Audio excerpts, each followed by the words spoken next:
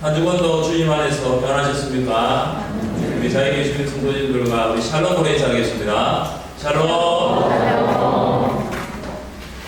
어떤 성도님을 신방한 적이 있는데 그 성도님께서 자신을 이렇게 말씀을 하셨습니다.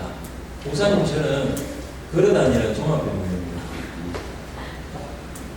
저는 그 성도님이 걸어다니는 종합병원이라는 말에 깜짝 놀랐습니다. 왜냐하면 겉으로 보기에는 정말로 건강하게 보였거든요. 근데 그 성도님이 목사님, 겉으로는 괜찮게 보이는데 이 속으로는 선한 데가 없다는 거죠. 다 안 좋다라는 것입니다. 눈으로 보이는 것과 보이지 않는 속이 정말 달랐다는 것입니다. 고혈압이 있고 당뇨가 있어서 늘 식단도 조정해야 되고 계속해서 약을 먹어야 한다는 거죠. 그런데 식사를 하면 또 장이 안 좋아가지고 이 소화가 안 되는 거죠. 근데 요즘은 또 눈이 노안이 와가지고 이 거리도 안 보인다는 거예요. 그뿐만 아니라 또 허리가 안 좋아가지고 1시간 이상 앉아있을 수가 없다는 거예요. 고혈압, 당뇨, 장, 눈, 허리 디스크, 이게 보이지 않는 거잖아요. 그러니까 제가 그 성도님이 말씀하시기 전까지는 그 성도님의 건강 상태를 알 수가 없었습니다.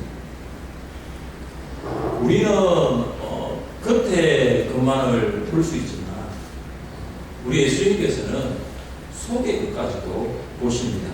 하나님께서 오늘 우리에게 주시는 말씀은 소아시아의 7교회 중 4대 교회에 대한 교훈입니다. 4대는 주전 12세기에 세워진 도시로 루디아 왕국의 수도였습니다. 4대는 황금의 도시라고 불릴 정도로 화려하고 원창하고 부유하였습니다. 양모를 염색하는 기술이 발달하였고 금과 은을 가지고 동전을 만들어서 사용할 정도로 참 부유했던 도시가 4대입니다. 또 이 4대는 해발 250m 높이의 그 암벽 위에 이 도시가 위치해 있습니다. 그러니까 전략적으로는 난공불락의 도시라고 볼 수 있습니다. 전략상의 위치로 인해서 여러 차례 공격을 받았음에도 역사상 단 2차례만 점령을 당할 정도였습니다. 그래서 4대는 참 안전하다, 참 평안하다, 그런 도시였습니다. 4대 교회는 4대 도시 안에 있으므로 4대가 가지고 있는 이런 특징들과는 전혀 무관하다고 볼 수 없습니다. 성도들도 우리 교회는 원창하고 부유하고 참 안전하다, 평안하다라고 생각을 했던 것입니다.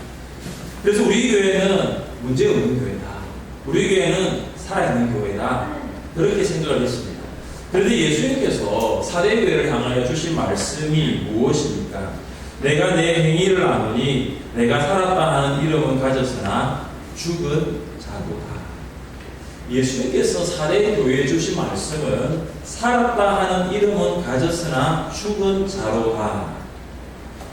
4대 교회가 사람들이 보기에는 살아있는 교회로 보였을지는 몰라도 예수님께서는 4대 교회를 보시면서 죽은 교회다 말씀하신 것입니다.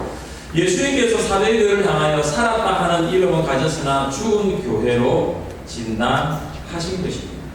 왜 예수님께서 4대 교회를 죽은 교회로 진단하십니까? 여러분, 예수님의 진단이 너무 가혹하게 들리십니까? 다른 것은 몰라도 어떻게 교회를 죽었다라고 말할 수 있다라고 생각하십니까? 사랑하는 성도 여러분, 만약에 예수님께서 우리 교회를 향해서 내가 살았다 하는 이름은 가졌으나 죽은 교회라고 하신다면 여러분 어떠하십니까? 어떤 성도님은 왜 우리 교회가 죽은 교회입니까? 라고 예수님께 물어볼 수도 있을 것입니다. 예수님께서 4대 교회를 죽은 교회라고 하시는 이유가 무엇입니까? 함께 2절 말씀을 읽겠습니다. 너는 이렇게요 그 나무가 죽게 된 것을 굳건하게 하라. 내 하나님 앞에 내 행에 거절한 것을 찾지 못하였노니. 아멘. 왜 4대 교회가 예수님 보시기에 죽은 교회입니까? 행위가 온전하지 못하기 때문입니다. 예수님께서 4대 교회 안에 행위의 온전함을 찾지 못했기 때문입니다. 4대 교회는 서머나 교회처럼 외부에 박해도 없었습니다. 4대 교회는 두아디라 교회처럼 내부에 이단도 없었습니다. 그런데 4대 교회는 다름 아닌 행위의 온전함이 없었다는 것입니다. 우리는 여기 온전하다는 말에 대해서 한번 생각해 볼 필요가 있습니다. 2절에 있는 온전한이라는 단어는 충만한이라는 단어에서 파생했습니다. 여러분, 충만하다는 것은 가득하다는 것입니다. 컵에 물이 가득하다, 이게 충만하다는 거예요. 4대 교회는 예배와 찬양과 기도, 전도, 구제, 그리고 봉사와 같은 이런 신앙적인 행위들이 있었습니다. 여러분, 교회라면 예배와 기도, 그리고 전도와 구제, 봉사가 있지 않습니까? 그런데 4대 교회 안에 이런 신앙적인 행위들이 있는데 예수님께서는 그런 행위들에 대하여 온전하지 못하다라고 진단하신 것입니다.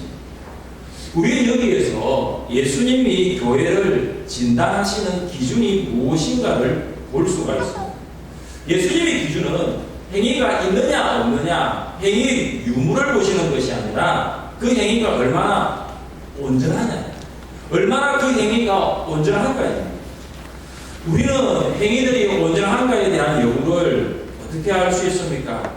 교회들마다 많은 종교적인 신앙적인 행위들이 있는데 어떤 행위는 온전하고 어떤 행위는 온전하지 않다고 말할 수 있을까요? 과연 온전함을 가늠할 수 있는 기준이 무엇일까요? 그것은 2절에 있는 말씀 중에 내 하나님 앞에입니다. 내 하나님 앞에. 온전함의 기준은 하나님 앞에서입니다. 하나님 앞에서 온전함을 가늠할 수 있는 것입니다. 4대 교회 안에도 신앙적인 행위들이 많았지만 그 행위들이 사람들 앞에는 온전하게 보일 수 있어도 하나님 앞에서는 결코 온전하지 못한다는 것입니다. 행위의 온전함을 결정하시는 분은 하나님이십니다. 교회가 사람들이 모인 모임이라고 하지만 교회의 중심에는 하나님이 계십니다. 교회의 중심이신 하나님이 교회가 행하고 있는 모든 행위의 기준이 되십니다. 교회가 예배와 기도, 전도, 구제, 봉사라는 행위를 하더라도 행위의 주체인 사람의 기준이 아니라 그 행위를 보시는 하나님의 기준에서 생각해 보아야 합니다. 예수님께서 구제할 때 어떻게 하라고 말씀하셨습니까? 너는 구제할 때에 오른손이 하는 것을 왼손이 모르게 하여 내 구제함을 엄밀하게 하라. 엄밀한 중에 보시는 너의 아버지께서 갚으십니다. 오른손이 하는 것을 왼손이 모르게 하라는 말씀의 핵심은 무엇입니까? 구제의 동기를 점검하라는 겁니다. 오른손이 하는 것을 왼손이 모르게 하라는 말씀을 잘못 해석해서 헌금을 할 때에 무명으로 하는 성도들이 있습니다. 구제할 때에 이름도 내지 않겠다, 사진도 내지 않겠다, 나는 언론에 나의 선행이 보도되는 것을 원하지 않는다, 이런 분들이 있습니다. 이들의 행위가 정말로 사람의 칭찬이 아니라 하나님의 인정에 있다면 오른손이 하는 것을 왼손이 모르게 하는 것입니다. 그러나 혹시 사람의 칭찬이 없어 조금이라도 서운한 마음을 가질 수가 있다면 그것은 오른손이 하는 것을 왼손이 아는 것입니다. 구제뿐만 아닙니다. 신앙의 모든 행위가 사람의 칭찬과 하나님의 인정 사이에서 판가름됩니다. 우리가 신앙적인 행위를 하는 이유는 사람의 영광을 취함이 아니라 하나님께서 영광을 받으시기 위함임을 믿습니다. 이것이 하나님 앞에서의 행위의 온전함입니다. 하나님 앞에서 행위의 온전함은 코로나19와 함께 신앙적인 행위를 하는 우리에게도 귀한 교훈이 됩니다. 우리가 예배와 도제를 하고 양육과 훈련을 하고 전도와 순교를 하는 동기가 사람 앞에서가 아니라 하나님 앞에서 하는 것입니다. 그래서 우리는 다른 성도와 비교할 필요가 없어요. 그래서 우리는 다른 교회와 비교해서도 안 되는 거죠. 다른 성도는 이렇게 하는데 다른 교회는 이렇게 하는데 왜 우리 교회는 이렇게 안 합니까? 이 말이 필요 없는 거예요. 그 얘기가 사람 앞에서의 온전함이냐 하나님 앞에서의 온전함이냐 이것이 중요한 거예요. 우리 교회의 신앙적인 행위들 가운데 말씀의 진리에 위배되는 것이 있다면 지금은 당장이라도 멈춰야 하는 거예요. 그러나 그것이 위법이 아니라 합법입니다. 교회의 신앙적인 행위가 말씀에 부합하고 말씀대로 하는 것이라면 계속되어야 하는 거죠. 우리 교회는 일제 강점기 때 신사참배는 종교의식이 아니라 국가의식이라고 결정한 총회에 반대하여 신사참배를 하지 않은 대한의 수교 장로회 보신교단에 속한 교회입니다. 대부분의 교파와 교단이 신사참배는 국가의식이라고 하였지만 주기철 목사님을 비롯한 믿음의 선배들은 끝까지 신사 앞에 머리 숙이지 않았습니다.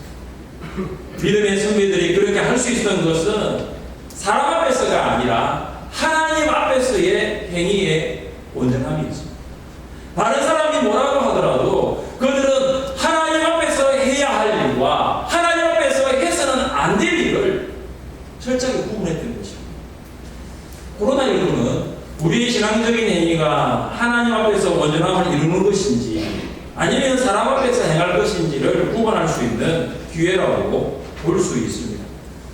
코로나19는 한국 교회가 1000만 성도라는 말을 무색하게 만들어버리고 말았습니다. 이제는 무엇을 기준으로 한국 교회가 1000만 성도인지 아닌지를 말할 수 있습니다. 코로나19는 그동안 우리 신앙의 행위들이 하나님 앞에서였는지 아니면 사람 앞에서였는지를 비추어주는 거울과 같습니다. 우리 행위의 기준이 하나님 앞에서의 온전함이라면 비록 코로나19라 할지라도 변함이 없어야 할 것입니다. 이것이 사람 앞에서가 아니라 하나님 앞에서 온전함을 이루는 것이기 때문입니다. 예수님께서 사대교회를 향한 평가가 코로나19 가운데 있는 한국교회를 향한 평가는 아닌지 생각해 봅니다. 내가 내 행위를 하노니 내가 살았다 하는 이름은 가졌으나 죽은 자로다. 코로나 전에는 한국교회가 마치 살아있는 것처럼 보였는데 지금은 죽은 것 같은 거예요. 코로나 전에는 우리의 신앙이 살아있는 것처럼 보였는데 지금은 무기력해지고 있는 거예요. 말씀과 성령이 우리 안에 살아있지 않으면 코로나19 바이러스 상황을 결코 이길 수 있는 힘이 없습니다. 코로나19 전으로 우리의 일상이 돌아갈 수 없는 부정적인 전망처럼 코로나19 이전으로 우리의 신앙이 돌아갈 수 없으면 어떻게 될까라는 걱정이 많은 것입니다. 예수님께서 겉으로 보이기에는 참 멀쩡한 교회였던 그 4대 교회를 향해서 그런데 속으로는 사경을 헤매고 있는 그 4대 교회를 향해서 무엇을 고면하십니까? 우리 3절 말씀을 함께 읽겠습니다. 그러므로 내가 어떻게 받았는지 어떻게 들었는지 생각하고 지켜 행하라. 만일 믿지 아니하면 내가 그것같이 이르리니 어느 때에 내게 들었는지 내가 알지 못하리라. 아멘. 살아있으나 마치 죽은 교회 같은 4대 교회가 다시 죽은 교회에서 살아있는 교회로 될 수 있는 예수님의 처방이 있습니다. 생각하라, 지켜라, 회개하라. 우리 한번 따라해 봅시다. 생각하라, 지켜라, 회개하라. 무엇을 생각하라는 말입니까? 무엇을 지키라는 말입니까? 무엇을 회개하라는 말입니까? 3절에 보시면은 어떻게 받았으며 어떻게 들었는지, 어떻게 받았으며 어떻게 들었는지는 사대교회 성도들이 받았던 말씀, 들었던 말씀입니다. 그들은 분명히 말씀을 받았고 말씀을 들었습니다. 그런데 잊어버렸어요. 과거에는 말씀을 들었고 말씀을 받았는데 지금은 그 말씀을 잊어버렸어요. 근데 말씀을 잊어버리고 여전히 여러 가지 있으니까 하나님의 기준이 무엇인지를 알 수가 없는 거예요. 신앙